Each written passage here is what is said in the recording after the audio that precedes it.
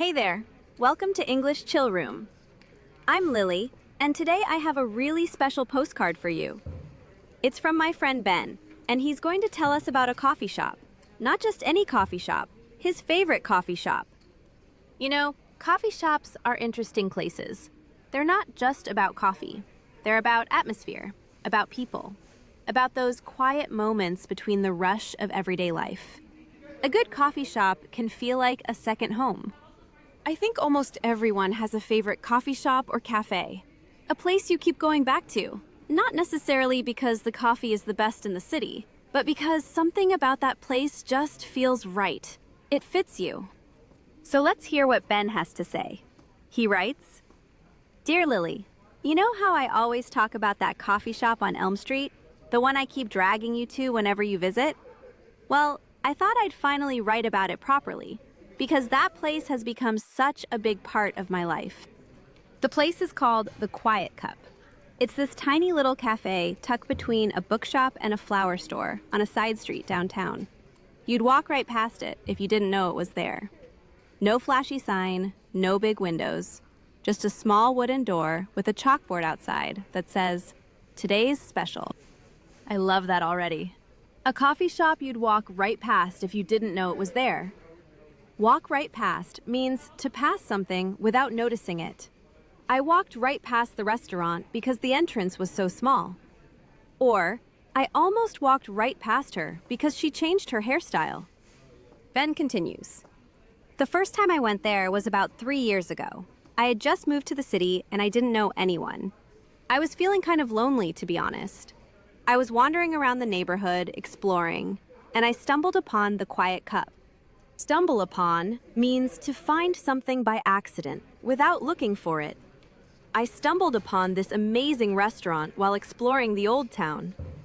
Or, she stumbled upon an old photo album in the attic. It always implies a pleasant surprise." He writes, "I pushed open the door and immediately felt something shift. The noise of the street disappeared. Inside, it was warm and quiet. Soft jazz was playing from a speaker somewhere. The air smelled like freshly ground coffee beans and something sweet, maybe cinnamon."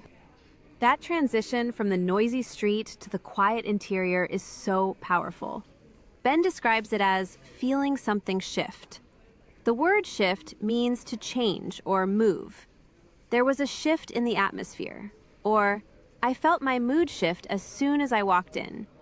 Ben says, "The cafe was small, maybe 10 tables, no more. The walls were exposed brick, and there were wooden shelves lined with old books. Not for sale, just for decoration. Or maybe for people to read while they waited for their coffee." Exposed brick. This is a design style where the bricks in the wall are not covered with plaster or paint. You can see the raw brick. It's very popular in cafes, restaurants, and modern apartments. It gives a space a warm, rustic, authentic feeling. He continues, "Behind the counter was a woman named Clara. She was probably in her 50s, with short gray hair and the kindest smile I've ever seen. She looked up when I came in and said, 'First time?' I nodded. She said, 'Well then, welcome. Let me make you something special.'" I love that. She didn't ask what he wanted. She said, "Let me make you something special." That tells you everything about Clara and about The Quiet Cup. It's personal, it's warm. It's the opposite of a chain coffee shop, where you shout your order and get a cup with your name misspelled on it. A chain coffee shop is a large company with many identical locations, like Starbucks or Costa. The opposite is an independent coffee shop, a small, one-of-a-kind place owned by a local person. People often prefer independent shops because they feel more authentic and personal. Ben writes, "Clara made me a cortado. I didn't even know what a cortado was at the time. It's a small espresso mixed with an equal amount of warm milk. Not too strong, not too weak. Perfectly balanced." She served it in a small ceramic cup, not a paper cup, with a tiny biscuit on the side. I sat at a table by the window and took my first sip. And honestly, Lily, it changed my life. Not because the coffee was incredible, although it was, but because in that moment, I felt like I belonged somewhere. I felt like I belonged somewhere. That's such a powerful sentence. To belong means to feel accepted, to feel at home, to feel like you're part of something. Everyone needs a place where they feel they belong.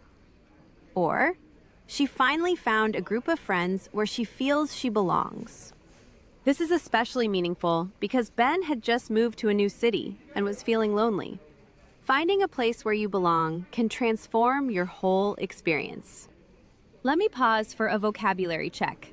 We've heard walk right past, to pass without noticing, stumble upon, to find by accident, shift, a change in mood or atmosphere, exposed brick, a raw brick design style, and belong, feeling accepted and at home.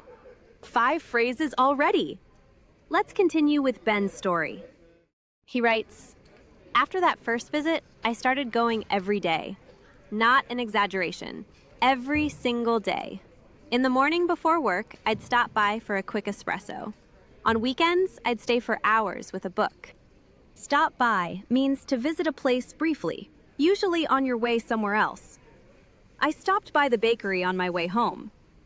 Or, stop by anytime. My door is always open. It implies a short, casual visit. Ben says, "Clara started remembering my order. She'd see me walk in and start making my cortado before I even reached the counter. One morning she said, 'Your usual?' And I realized, I have a usual. I'm a regular." Such a great moment. Your usual means your standard habitual order, the thing you always get. At coffee shops and restaurants, when they know your order by heart, you've become a regular. A regular is someone who comes frequently and consistently. Being a regular at a place is special. The staff knows you, you know them. There's a comfort in walking into a place and not having to explain what you want. It's one of life's small but genuine pleasures. Ben continues. Over time, I started meeting other regulars. There was James, a retired professor who came every morning at exactly 7:30 with his newspaper. He'd sit in the same corner table, drink 2 cups of black coffee, and work on the crossword puzzle. Then there was Maya, a young graphic designer who always sat at the bar with her laptop. She designed logos and websites, and sometimes she'd ask Clara for her opinion. They'd have these long discussions about colors and fonts and art. And there was David, who came in every afternoon at 4. He was a widower, and the quiet cup was his way of being around people without having to talk too much. He'd order a cappuccino, sit by the window, and just watch the world go by. Watch the world go by. This is a beautiful expression for sitting somewhere and observing life happening around you. No phone, no book, just watching. She sat on the park bench watching the world go by. Or, the cafe terrace is the perfect spot to watch the world go by. And the word widower means a man whose wife has died. The female version is widow. David was a widower. Then mentions this detail gently, showing us that the quiet cup was David's way of not being alone. Ben writes, "Slowly, without any of us planning it, we became something like friends. Not close friends who share secrets, more like neighborhood friends. We'd nod, say good morning, sometimes chat about the weather or the news. It was comfortable." I think this kind of friendship is underrated. Not every friendship has to be deep and intense. Sometimes a friendly nod, a smile, a "how's it going" from someone you see regularly is enough to make you feel less alone. Ben continues. One day, something unexpected happened. It was a Tuesday afternoon. I was working on my laptop at my usual table when Clara came over and sat down across from me.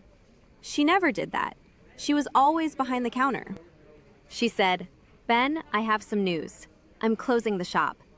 My heart dropped. What? Why? She explained that the building was being sold and the new owner wanted to turn the ground floor into a clothing store. She had to leave. My heart dropped. This expression means feeling sudden shock, sadness, or disappointment. My heart dropped when I heard the bad news. Or, When she said she was leaving, my heart just dropped. It's that sinking feeling in your chest. Ben writes, I looked around the cafe, at the exposed brick walls, at James's corner table, at the chalkboard with today's special written in Clara's handwriting. I thought about all the mornings I'd spent here, all the cortados, all the quiet moments of peace, and I felt a lump in my throat. A lump in my throat means feeling so emotional that it's hard to speak or swallow. Usually it happens when you're about to cry. I got a lump in my throat during the farewell speech. Or, watching the old video gave me a lump in my throat. Let me do another vocabulary check. We've added quite a few phrases. Stop by means to visit briefly. Your usual is your habitual order. A regular is a frequent customer. Watch the world go by means observing life passively. My heart dropped means feeling sudden sadness. And lump in my throat means being very emotional. We're up to 11 phrases now. Let's hear how the story ends. Ben writes, Claire's last day was on a Sunday, 3 weeks later. All the regulars came. James, Maya, David, and about 30 other people. Some I'd never seen before. Former regulars who'd moved away, but came back for one last cup. Clara made cortados, cappuccinos, espressos. She was smiling, but I could see her eyes were red. She'd been crying earlier, I think. But she kept smiling, because that's Clara. She keeps going. He writes, someone had brought a guest book, and we all signed it. I wrote, thank you for the cortados, Clara, but really, thank you for the belonging. And when I wrote that, I realized it was true. The coffee was great, but what kept me coming back was the feeling. Thank you for the belonging. What a beautiful thing to write. Not thank you for the coffee, thank you for making me feel like I belonged. That's the real gift a great cafe gives you. Ben finishes. At the end of the day, Clara locked the door for the last time. We all stood outside on the sidewalk. Nobody wanted to leave. It was drizzling a little, but nobody cared. James shook Clara's hand. Maya hugged her. David just quietly nodded and walked away. And then Clara looked at us all and said, this isn't goodbye. It's just, see you later. I'm opening a new place in the spring. Smaller, quieter, on a street you'd walk right past if you didn't know it was there. See? She said the same thing. A street you'd walk right past. That's Clara's style. Hidden, humble, wonderful. And that's the end of Ben's postcard. I love this story because it's about so much more than coffee. It's about community, connection, and finding your place in a new city. You know, the concept of a third place is really interesting in sociology. Your first place is your home. Your second place is your work. And your third place is somewhere outside of both, where you can socialize, relax, and feel part of a community. For many people, that third place is a cafe. Third places are important because they give us a sense of belonging outside of our family and work circles. They introduce us to different kinds of people. They give us a reason to leave the house. In Italy, the third place is often the local bar, where you stand at the counter and drink espresso while chatting with the barista. In England, it's traditionally the pub. In Japan, it might be an izakaya, a small bar where coworkers unwind after work. And in many countries, the coffee shop has become the universal third place. Whether it's a Starbucks in Shanghai, a cafe in Paris, or a tiny shop like the Quiet Cup, coffee shops bring people together. Let me teach you some useful coffee shop English before we move to our vocabulary tour. When you go to a coffee shop, you might hear, "What can I get you?" This is the standard way a barista asks for your order. You can respond with, "I'll have a latte, please," or, "Can I get a cappuccino?" If you're staying, you might say, "For here, please." If you're taking it with you, you say, "To go, please." In British English, they say, "To take away." Same meaning, different phrase. And here's a useful one. If you want to treat someone, you can say, "This one's on me." It means, "I'll pay for it." When your friend reaches for their wallet, you can say, "No, no, this one's on me." It's a generous and friendly thing to do. Another nice phrase is grab a coffee. This is very casual. It means to get coffee quickly, often with someone. Hey, do you want to grab a coffee after class? Or, let's grab a coffee and catch up. It implies a short, relaxed meeting. And catch up means to update each other on your lives after not seeing each other for a while. We need to catch up. It's been months. Or, I caught up with an old friend over coffee. It's one of the most common social phrases in English. All right, it's time for our complete vocabulary tour. 20 expressions from today's episode, each with 2 examples. Let's go. Number 1, walk right past. To pass something without noticing it. Example, the entrance was so small, I almost walked right past it. Example 2, he walked right past me without saying hello. Number 2, stumble upon. To find something by accident. Example, we stumbled upon a hidden waterfall during our hike. Example 2, I stumbled upon this great podcast while searching online. Number 3, shift. A change in mood or atmosphere. Example, you could feel the shift in the room when she walked in. Example 2, there's been a shift in public opinion about the issue. Number 4, exposed brick. Raw brick wall left uncovered as a design feature. Example, the apartment has beautiful exposed brick walls. Example 2, coffee shops with exposed brick always feel more authentic. Number 5, belong. To feel accepted and at home. Example, after years of living abroad, she finally found a place where she belongs. Example 2, this community makes everyone feel like they belong. Number 6, stop by. To visit briefly. Example, I'll stop by the pharmacy on my way home. Example 2, feel free to stop by anytime you're in the neighborhood. Number 7, your usual, your habitual standard order. Example, the bartender saw me and started making my usual. Example 2, I'll have my usual, please. An Americano with oat milk. Number 8, regular. A frequent, consistent customer. Example, he's been a regular at that restaurant for 10 years. Example 2, the cafe gives regulars a 10% discount. Number 9, watch the world go by. To sit and observe life happening around you. Example, we spent the afternoon at a sidewalk cafe, watching the world go by. Example 2, on lazy Sundays, I like to sit on my balcony and watch the world go by. Number 10, my heart dropped. Feeling sudden shock or sadness. Example, my heart dropped when I saw the exam results. Example 2, her heart dropped when she realized she had lost her passport.